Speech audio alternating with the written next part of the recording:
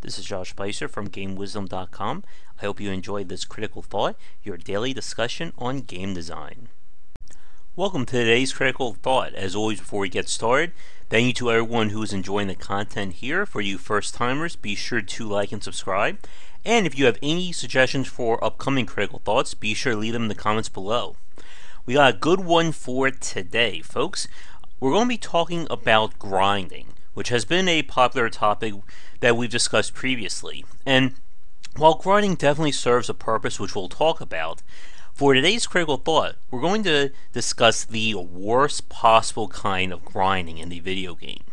And I've generally used the term dead time for it. And we're going to explain what that is in the next few minutes. Now, as we've talked about previously, and I'm sure for a lot of my regulars here, you are used to grinding in just about any kind of RPG or abstracted-based game. And in these kinds of situations, grinding serves an important purpose. It's meant to get you to a goal. There is a light at the end of the tunnel. You're not going to be doing this indefinitely. You're going to fight monsters to level your character up. You're going to mine nodes to raise your mining skill. There is a point to this grinding, and there is a tangible goal in it. When I refer to dead time, this is when the grinding does not directly serve a goal. And in a sense, it doesn't provide a tangible benefit to the player. And I know that doesn't make all that much sense, so we're going to talk about some examples. And interestingly, the three examples I have are all from games that I have loved, but still have this annoying element of dead time to them. And we'll start with, of course, one I'm sure most of you are aware of, the roguelike series Shiren the Wanderer, or Shiren the Wanderer. This is, of course, a classic roguelike in the basic term. You die, you lose all your gear, you have to start back at zero. What the series has is an element of persistence in the form of storerooms or storehouses where you can keep gear in between plays, and then you can level this gear up with whatever money you find. So some of the endgame or optional content is built around you keeping like a really good sword and then leveling that up on each one of your runs until it's strong enough that you can take into an optional dungeon. Now, the problem though with this, and this is where the dead time comes in, is when you get to the post-game. And Shiren the Wanderer is famous for its optional and post-game content.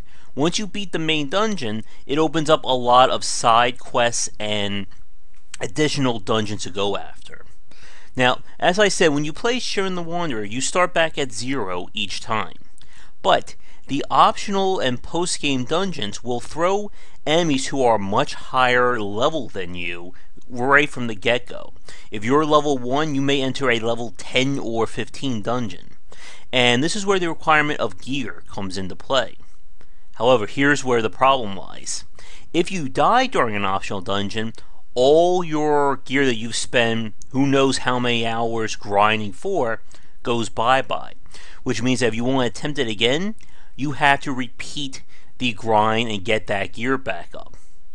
And this is where dead time comes into play, by the fact that you are not making direct progress by grinding. And we'll see that in the next example. In the Darkest Dungeon, for instance, to beat the final dungeon, which for those of you who haven't played the game is called Darkest Dungeon, within the Darkest Dungeon, you need a full team of level 5 or level 6 heroes. And not only that, but you need a team that complements each other that also will be designed against or go against the specific challenge of each floor of the Darkest Dungeon. So what happens is if you fail, you're going to have to get more people back up to level 5, 6 in order to attempt the dungeon again. And when we're talking about the endgame of Darkest Dungeon, this also means that you've already unlocked all the upgrades in the hamlet, you have all your trinkets set. At this point, there really isn't any other additional forms of progression. And again, this is where the dead time comes in. Because until you get your full crew back, or a full crew that complements each other, you're basically just at a standstill. And all that time you're spending leveling these characters up and hopefully getting them to the point is simply just wasted time because it's not really serving a direct purpose.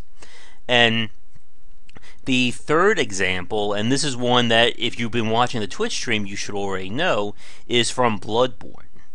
In Bloodborne, one of the major differences between it and the Soul series is the fact that your healing items are not infinite while you're out in the field. As you know, in Dark Souls 1 through 3, you have your Estus flask, and the flask recharges whenever you use a bonfire. In Bloodborne, you have vials and your bullets, and you have a set amount that you can take out with you at one time, but you do not get them recharged when you return to your hub area. Instead, the only way to recover them is you need to farm enemies for either the drops or enough echoes to buy them back at your hub. But the problem is that, of course, when you die, you lose all your echoes. And the cost of vials and bullets goes up as you get further in the game in order to compensate for the fact that you have more stuff coming in. Now, if you'll excuse me, I have to answer the phone, but I will be right back. And we are back. Getting back to Bloodborne, the problem with Bloodborne and the vial system is that when you die, of course, you lose your echoes, which means that in order to get them back, you're going to have to go back out and fight. But if you get killed again, you can enter in this negative feedback loop of not getting the resources you need, or the vials and the bullets just to restock. And that is another major component of this kind of dead time grinding, is when there is the possible chance of a negative feedback loop, or as we talked about previously, when the player loses, which puts them in a weaker position, so they'll lose some more, and again and again and again. The major problem with this kind of dead time grinding is that the act of grinding is not providing a tangible benefit to the player. When you're grinding characters in Darkest Dungeon, as we talked about, there is no other progress being done. In Bloodborne, any echoes that I'm getting from finding these enemies is going to go towards buying more vials or buying more bullets, which means I'm not upgrading gear, not buying new weapons, anything like that. And as we talked about previously with progression, this is when the game becomes very hard to play, because there is no forward momentum happening. And with the risks involved, you could end up going backwards. And as we've said, when that happens, the game can become very frustrating to play. Another case of this would be what we talked about with Let It Die recently. Because when your strongest character kicks the bucket, you either have to spend premium currency to get them back, spend a progressively more expensive or increasingly amount of in-game currency, or you have to level up a character and go out and fight them. Now with option 1, it's quick and easy, that's the point. But if you don't have the in-game goal to do it, you're going to have to grind fights to get it back. Now, I know, that people will say that it doesn't take too long. But the point is that while you're doing this kind of grinding, there is no other progression being done. In Let It Die, because your strongest character is probably the one at your highest grade with the best stats, it means that whoever you're using to try and get your money back, there's an internal or a set limit of how powerful you can make that character. So what happens is once you've gotten your old character back, you then go back out with them, and if that one dies again, you're back at square one. And that's really one of the major issues of dead time grinding, is that there is no tangible end to it. As we mentioned earlier, what ends up happening with a traditional grind is that there is a light at the end of the tunnel. There is a point that you're going to stop. If this sword costs me 1,000 gold, I know I need 1,000 gold, and then we go get the sword. If I'm level 46 and I'm going to level 50, I know how long that's going to reasonably take. But when it comes to dead time grinding, like in these examples, the grind itself is not providing you a benefit, and you're not making any real progress while you're doing it. And as you can probably guess, the worst case scenario is you do all the grinding, you attempt whatever the challenge is, and you still fail. Then you have to repeat it all over again.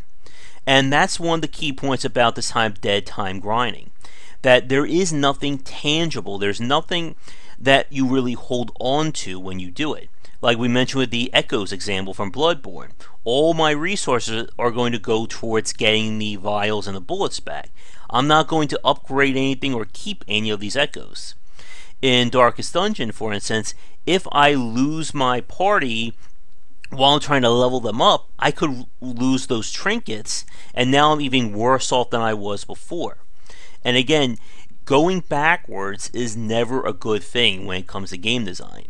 You can lose progress, you can be punished, but when the player feels like they just wasted 30 minutes, an hour, whatever, that's going to make them really consider quitting the game. Now, we'll wrap things up, I think, in the next minute or so, but I definitely want to touch on ways to combat this kind of dead time grinding. And there are a few little tricks you can deal with. The first is find ways to either reduce or outright mitigate it over the course of playing. For instance, in the Soulsborne series, there are shortcuts set up in levels, so once I've unlocked them, they're open forever, which means that it may have taken me 30 minutes the first time I run through this area. Well, with the shortcut, now it's only 10, because I've already done that initial act of exploration. I don't need to repeat it.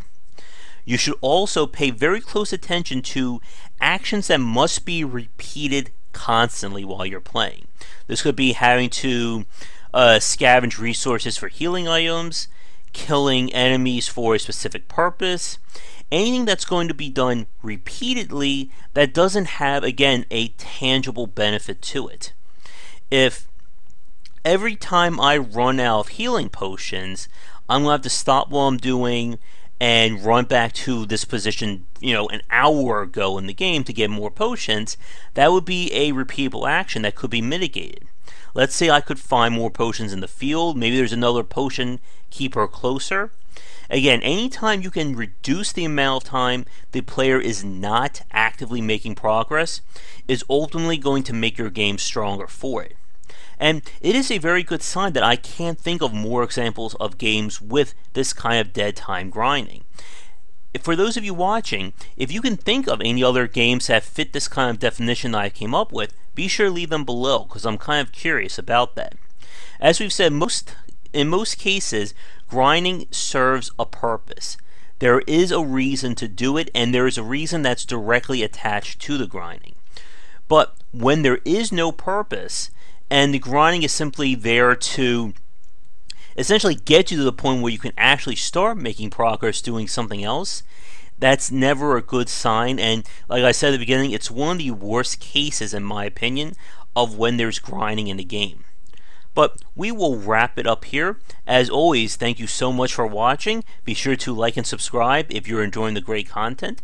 Once again, I am Josh Bycer from GameWisdom.com, where we examine the art and science of games. This has been today's Critical Thought, and I will catch you tomorrow for more great content here and on Game Wisdom. And if you haven't done so already, if you'd like to vote for the 1,000 subscriber Mega Let's Play, be sure to leave a comment below. Your choices, once again, are either a Let's Play of a massive grand strategy game from Paradox, a playthrough of some of the challenging games from Zachtronics, or I attempt a play of either like Skyrim or Fallout 3 and 4, a genre which I'm not particularly known to enjoy. So, let me know in the comments below, and I will see you all next time. Take care. Thank you so much for watching this video. If you enjoy it, be sure to like and subscribe to the channel, and of course share with your friends. It always helps out. For daily posts on all manner of game design and industry topics, check out game-wisdom.com. To support the site and everything that I do, be sure to check out the Patreon campaign. If we can hit goals, it will mean more content for everyone to enjoy, and I'll be able to support myself and my household. If you want to follow me, you can find me on Twitter at GWBycer for updates throughout the day and random thoughts from me.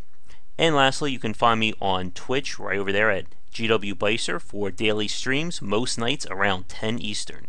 Thanks again for watching the video, and be sure to check out more great content coming to the Game Wisdom channel real soon.